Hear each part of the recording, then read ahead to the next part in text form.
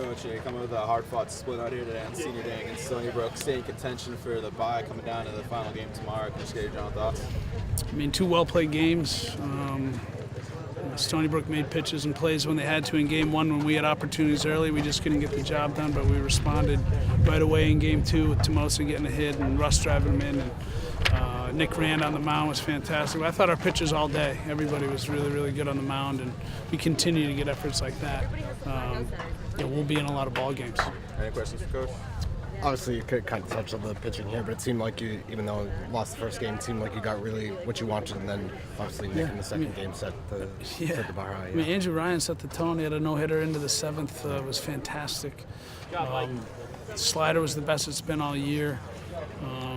David Hoare struggled a little bit out of the pen, but Brian Dolan has shown for 3 or 4 straight outings that he competes out there, and if we have another weapon like that out of the bullpen, it'll make us better come tournament time. But then, Nick Rand in 2 straight starts has been awesome. Can't say enough good things about Nick. And Luke Tomczak for the second half of the year, since he's been thrown into the closer role, he's just he's been really, really good, and I couldn't be more proud of what he's done. So he's a true closer. What did you notice in Nick to kind of change it up here later in the season and put him in that spot? We weren't getting the ball in his hands enough, and when we were, it was getting a little scary because he hadn't thrown enough. So we needed his arm to get fresh. Colby. We needed his arm to, for him to have his best stuff.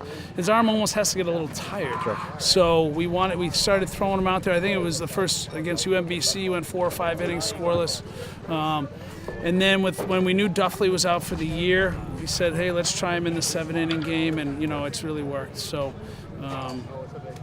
But that's the reason. He's one of our 4 or 5 best arms, and he wasn't getting enough touches. So we needed to make sure we were getting him the innings that he deserved.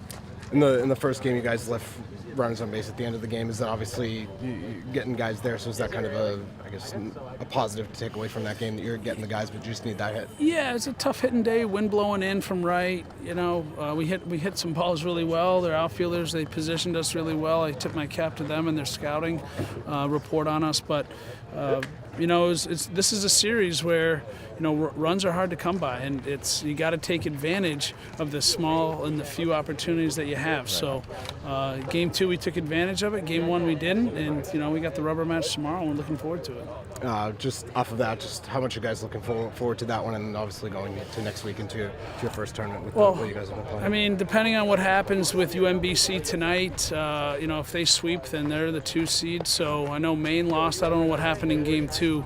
But if we just got to control what we control. So we win tomorrow. We put ourselves in position. That's all. That's all we can control right now. Thanks a lot, Coach. All right, thank you. Appreciate it.